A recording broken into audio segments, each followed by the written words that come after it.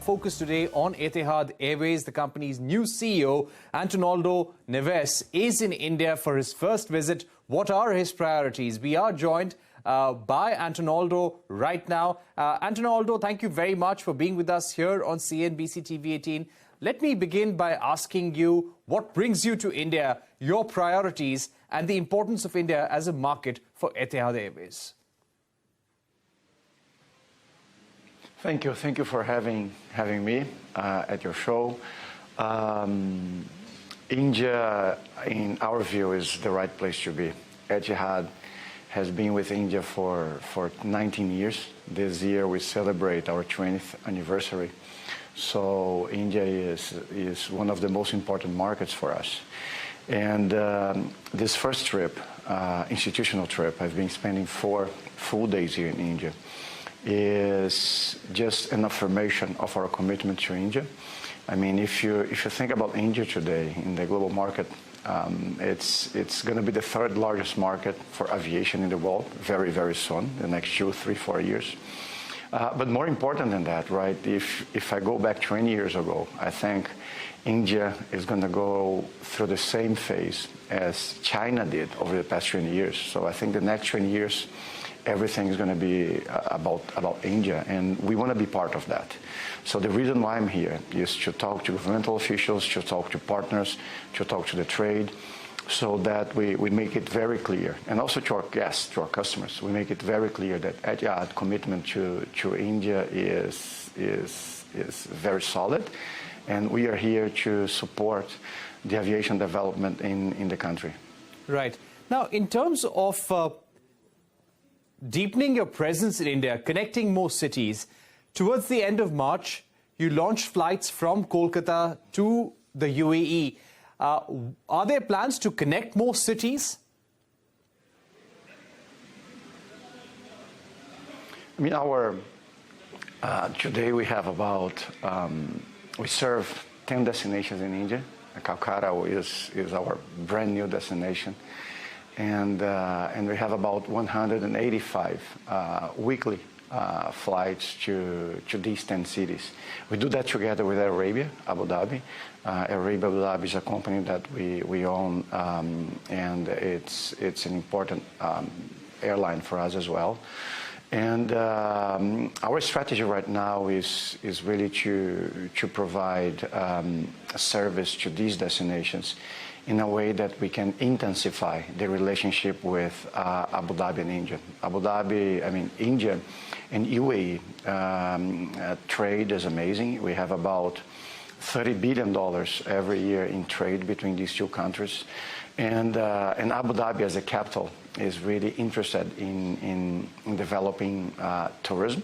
So our flights to India, I mean, they have also the objective to attract and provide all the Indian nationals not only a way to go back and forth, because we have about 2 million people from India working in the UAE, but also it's a means for us to promote economic growth, to promote development, and to bring tourists. So our point-to-point operation is being remarkably doing well, and it's a very important market for us.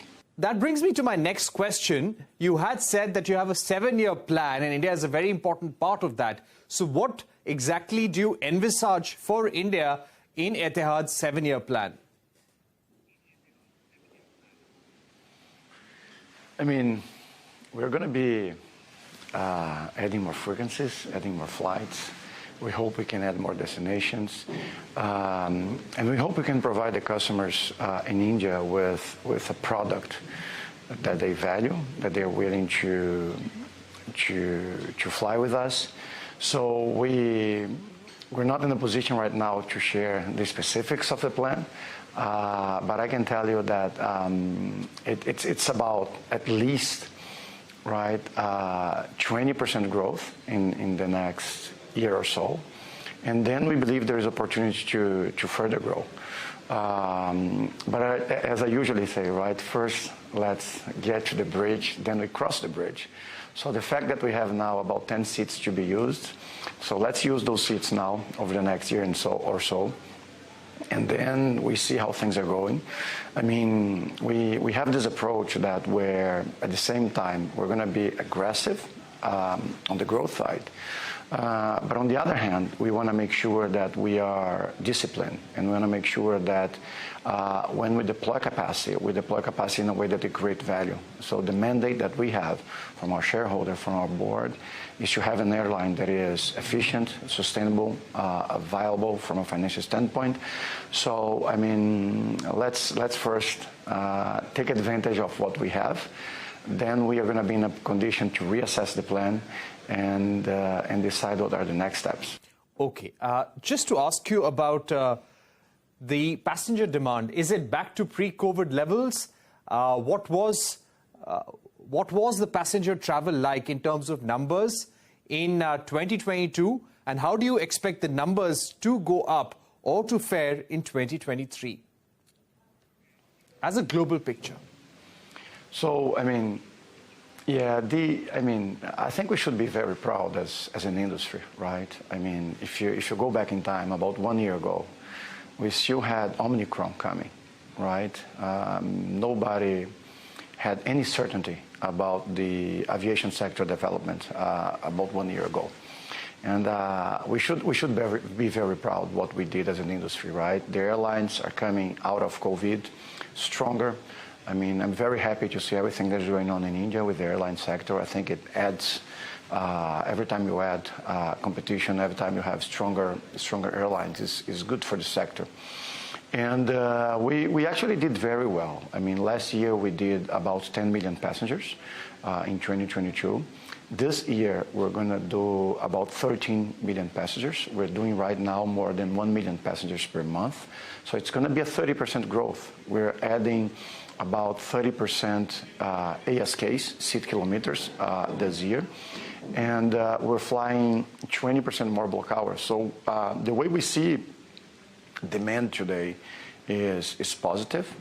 Our focus right now is we're changing the focus of the airline from ultra long haul to ultra long haul to an airline that is going to be more focused on mid haul and long haul. We are very, very happy to see what's going on in Southeast Asia, in India. China is coming back. And for us, Europe and the US are doing well. So we're excited about the future. We believe the region that we are in, right, Middle East, GCC, and India are going to be growing a lot over the next 5 to 7 years. So we're very excited about the perspective of the industry in our region. And as far as fares are concerned, I mean, this is supply and demand, right? Right now we're adding capacity. That's going to put the pressure on prices to go down. Then prices go up. I mean, we should be happy to see that demand is back. And this is very good for the economy. It's very good for the airlines. And in the end, it's very good for our customers that are willing to fly and take advantage of all the service that we're providing to them. Right. In terms of revenues, where do you expect the greatest growth to come from across your key markets?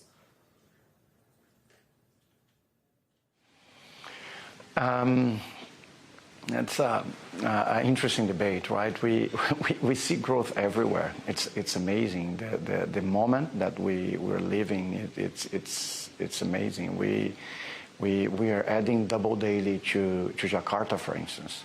We're adding double daily to Frankfurt. As I told you, we're adding a fourth frequency to Delhi, where we just added double daily to New York. So I would say there is no market where we are right now that we don't see growth. Right.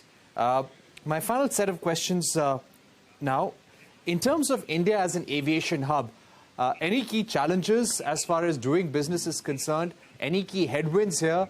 Any interventions that the government could make for the aviation industry? My first trip to India was in 2009, about 13 years ago, right? 14 years ago. And it's remarkable what's going on in the aviation sector in the country. I've been the CEO of an airline in Brazil. I've been the CEO of an airline in Europe. And I still remember my old days when I was a McKinsey partner. I was doing the long-term planning for the development of the Brazilian aviation sector. And I studied a lot the Indian aviation space. About 15 years ago, the size of the two countries, Brazil and India, they were very similar, right? And it's remarkable to see what's going on in India. I mean, India today is, it's pushing the aviation sector to the next level. I mean, I'm an aviation guy. I love the sector, and it's so nice to come here 10 years, 12 years afterwards and see what's going on in capacity additions, in terminal additions. I think that what India is doing is good for the airline. I think the government has the right approach, understanding that airline is an important a tool for economic development. And I think the fact that Etihad, as the flag carrier of the UAE, and given the relationships that those two countries have, is in a great position to take advantage and actually add value and contribute. As I said, we want to be part of that and contribute to the development of the Indian aviation sector. So I think the country is in the right path, and it's going to be amazing to be part of this story, and I'm sure that in 5-7 years, everyone's going to be very proud when India become the third largest aviation market in the world, and I'm looking forward to that. All right, Antonoaldo Neves, thank you very much for speaking to CNBC-TV18, giving us your robust outlook for the India market and the kind of growth that you see in the global aviation sector as well in 2023. Thanks for watching. Thank you very much.